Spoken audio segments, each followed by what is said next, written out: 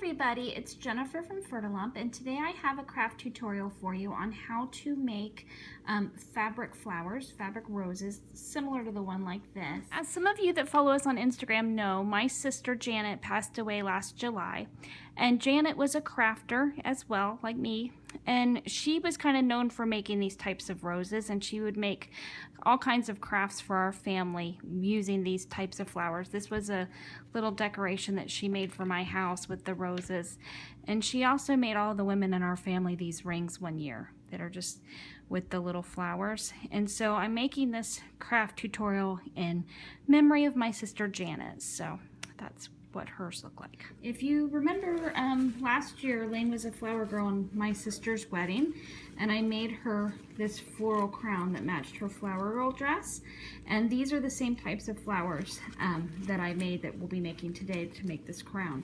But you can use them for all sorts of things. You can use them in bouquets, you can use them for hair accessories, on a headband, on a clip. You could put a pin on the back and wear it as a brooch. You can decorate packages with it, use it for ornaments. Kind of the sky's the limit. You can put them on clothes, whatever you'd like. They're nice, and you can make them different sizes. This is a larger one here, and you can shake them up by using different fabrics, different shades of colors, that sort of thing. This one in particular was made with scraps from Lane's Hermione dress from Harry Potter, so it's a good project to use up scraps as well. To get started, what you'll need is some synthetic fabric to make your flowers out of. So basically you need anything with like a polyester in it. You can't use a natural fiber like a silk or a cotton. So if you're not familiar with fabrics, just ask them at the fabric store if it's synthetic, or just look at the label on the bolt to see if it contains polyester. So what you need it to do is not burn but melt. This is a chiffon.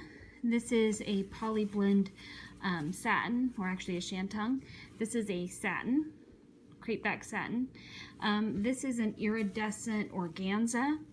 So any of these fabrics are going to melt. You can also do what they call a burn test. Simply just hold a lighter to it and see, does it burn or does it melt? If it melts and kind of cinches up, that's what you're going to want. So you can pick whatever colors that you want. Like I said, you can use different shades to show dimension in your flowers, or do a combination of matte and shine, which will look really neat on your flower. Also going with a combination of sheer and solid makes for really pretty flowers. Another thing that you can do if you're a thrifter like me, keep your eye out, especially at cheaper thrift stores. I have one that I go to where they have a room of clothing that's like 50 cents a piece. And I found like this old prom dress, it's all stained up, so you really couldn't wear it too well. But you could actually salvage it for the fabric, and it's got this really neat iridescent kind of coppery color fabric chiffon that would make for really pretty flowers. And you can also use lining. Lining is polyester, and again, it's more of a matte look, but in combination with the sheer, it actually makes for really pretty flowers. So a polyester lining is a great fabric as well. So depending on how many flowers you want to make, you could just start out with like a half a yard each of your different fabrics. Any polyester isn't going to be too expensive, so you're not going to invest a whole lot, and you can make lots of flowers out of about a half a yard of fabric. Some other supplies that you'll need for this project are, you'll need a pair of scissors in addition to your fabric. You're going to need a candle of some sort, and I recommend tea lights. If you're going to be making several flowers, I'd say more than 6 or 7, you're probably going to need a few tea lights. I like to put it on a plate while I'm working with it. You're also going to need a lighter, obviously, to light your candle, your tea light. You can go with either needle and thread, or you can go with a hot glue gun. And this just depends. If it's a flower that you're going to actually sew onto a garment, I would recommend sewing them together. That way the glue is kind of hard to sew through the center. But if you're just going to add it to something that you're going to glue on or craft purpose, you can use a hot glue gun, or you can use a combination of both. That just depends. You're going to need some cardboard to make your patterns, and as you can see, I cut up some sort of breadstick box.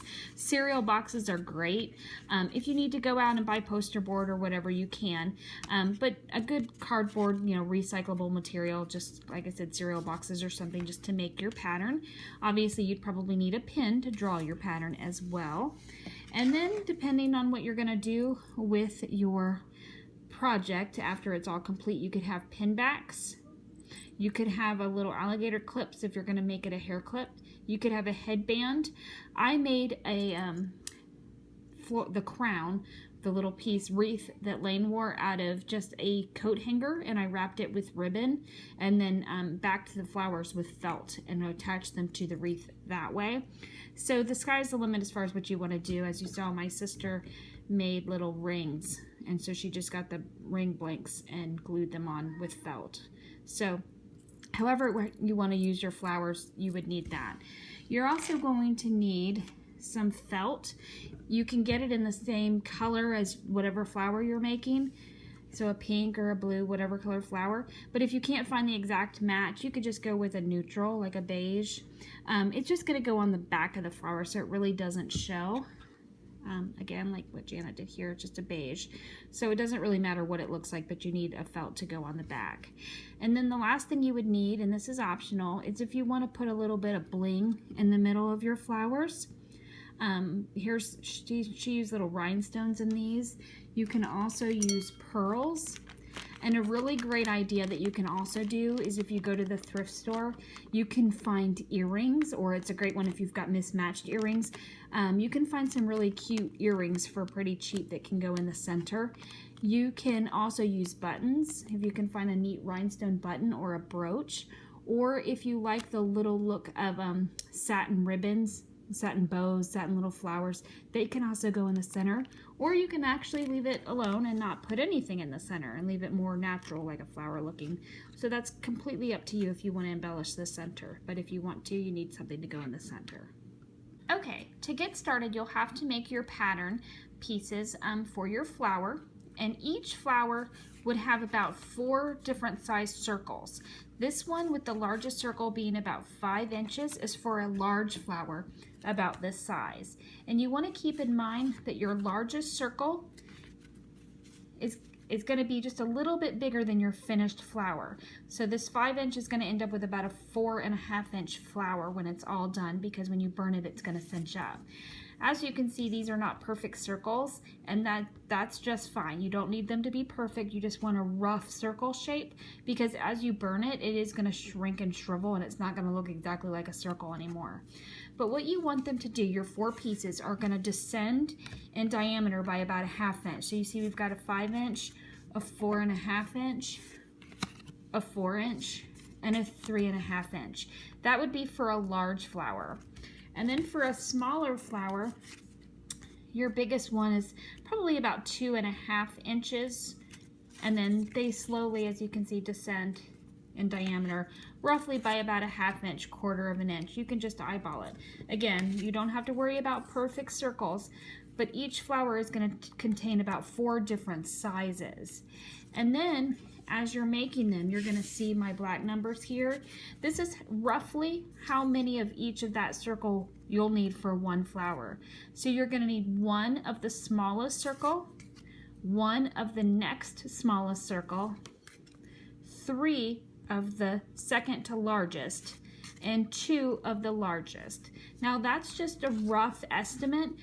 As you put your layers together, you can make it more or less full depending on the look that you'd like. But this is just a rough idea. Now obviously if you were going to make a small flower like these little rings, you would need to make smaller circles, because even my smallest ones are larger than that. So you would probably start with roughly about this size and go smaller. Now do keep in mind, when you are making smaller circles, you have a much greater tendency or chance to get burned, because you are working with an open flame. So I don't recommend this craft at all for children, and you do need to use caution because you are working over an open flame with flammable fabrics. You also want to have good ventilation because you're basically melting plastic. So you want to have good airflow.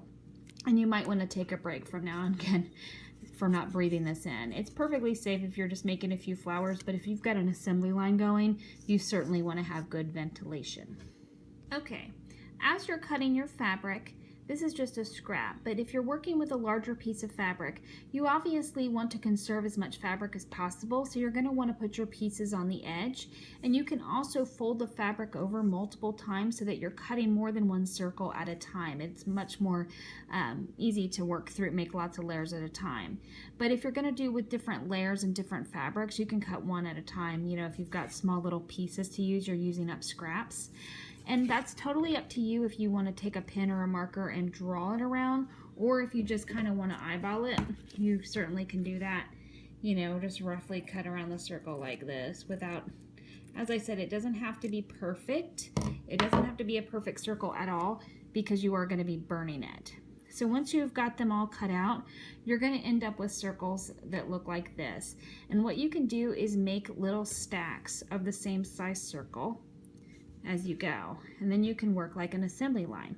So once you've got your circles cut, again, of whatever fabric you're using or a variety of different fabrics, you can work with all one fabric at a time or just mix the layers, however you want to do it. But once you've got your circle shapes cut, you're just going to go in and roughly cut about 5 slits on each circle.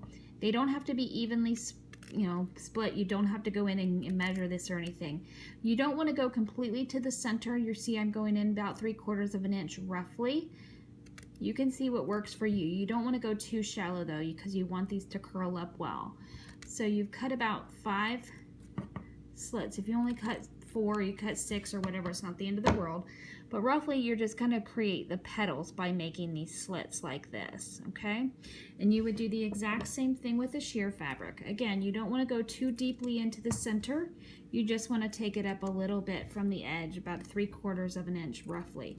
On the smaller circles, obviously you're not going to go in as deep as you would on the larger circles.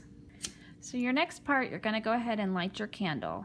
And again, you don't want children to do this, and you want to use, you know, caution when working with an open flame. My sister used to be paranoid about burning her house down, so she actually would keep a cup of water or work right by her kitchen sink. So if you're nervous about it, you might want to do one of those things. I have a mouth and I can blow a flame out pretty quickly, but you might nip your fingers a little bit, so just be careful. So what you're going to do with your little circles that you've already cut your little slits into, and every fabric is different. I find that the sheer fabrics tend to burn much quicker, so you do need to be kind of cautious. You're going to have to kind of eyeball it, and you'll get a feel of what fabric needs a little more time over the flame or how close to the flame. You want to avoid fabrics like tulle or netting because they burn very quickly and it can burn your fingers. Also, the finished look isn't very nice, so even though it's a synthetic, it's not recommended for this project. But basically what you're going to do is you're going to hold it, and I don't know if you can see, but the edge of the fabric is kind of curling up as it hits the flame. Okay, and you're just going to get it to curl just a smidge as you're holding it over. And as you see that raw frayed edge, they just melt right away like that. And don't panic if the edges of your fabric start to look a little black or burned, because if you've ever looked at a rose in nature, they actually start to look like that as they start to wilt. And so it actually gives it kind of a natural little look that they turn a darker color on the edges. Okay, so once you've gone completely around the circle, you're going to go in and try to burn where you've made these little slits. And again, this is kind of a tricky process. You just kind of have to eyeball it. But you just kind of want them to curl just enough. And they're not going to look real pretty. You might think, what am I doing here? But trust me, it looks good when it's all done. As you see with this particular fabric, I'm having to get pretty close to the flame.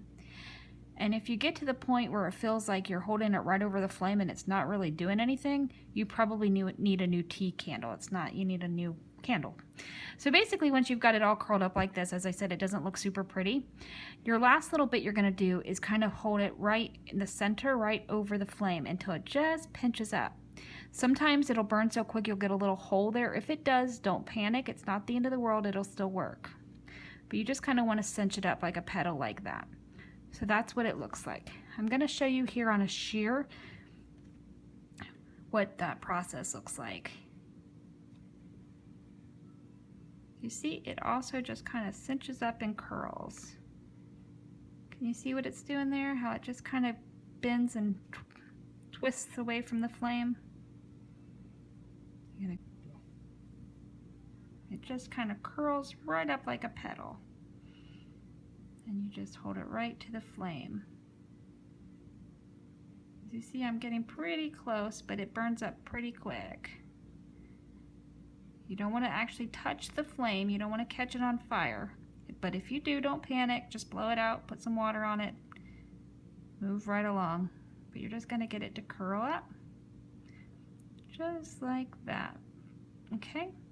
And then where you've made the lines down the center, you're just going to try to curl those up as well. Oop. Oop.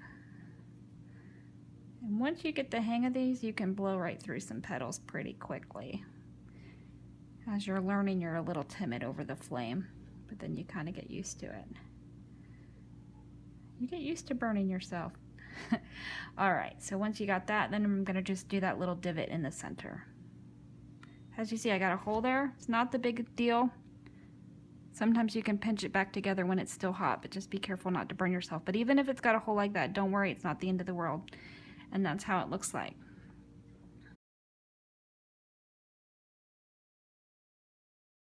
Okay, so once you've got all of your circles singed or burned on the edges, then you're going to end up with a bunch of layers that look like this. And on these fabrics, some of them have a right or a wrong side, the shiny or the matte, and you can sit and play with them and decide which side you want to show. So what you're going to do, this is why I said before when you're making your patterns about, you know, you need 2 of this size or 1 of that size or 3 of this size, you can kind of eyeball it because you might want a flower that's a little bit more full than that. So the nice thing about having all these layers done at once is that you can sit and play and make the flower look exactly like you want it to look. So let's do that. So once you've got all of your layers done, you can go ahead and start building your flower.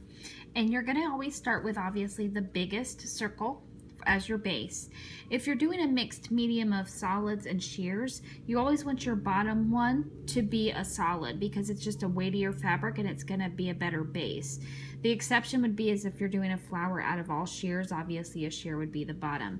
But I recommend, if you can, is to mix the sheers and the solids because it just makes for a light, airy, kind of almost more, I don't know, prettier flower in my opinion, but you can play with it and see what you think looks good. With satins like this, you can actually use the matte side if you prefer.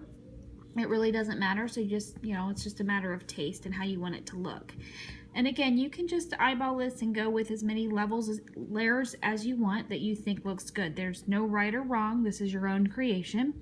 And what I like to do when I'm layering them is kind of, instead of layering the petals right on top of each other, I kind of like to shift them so they alternate, and it just makes for a fuller looking flower. So I've got 2 satins there, and then maybe I'll do a layer of sheer like that. And then maybe, let's see, I'll do another solid. I could turn it to the matte side, but I think I'm going to leave it shiny. And then I'm going to do maybe another sheer. And then maybe another sheer on top of that. And then maybe, let's find a small, here's another one there. And then I need a teeny tiny one. So as you see, for this particular flower, I've got, let's see, 1, 2, 3, 4, 5, 6, 7, 8 layers, I believe. And as you can see, it's making for a pretty full flower. But again, you can just play with those layers however you want, and going obviously grad from large to small. You don't want to stack too many of the same size together because it's not going to give it enough dimension. You want to see all the different layers as petals like a blooming flower would. So then once you've got your flower all stacked in the order that you like, you can go ahead and construct it. And if you're going to glue it together, what you would do is just put a little dab of hot glue and immediately put down your next layer. Just touch them together gently, being careful not to burn yourself. Hot glue is hot.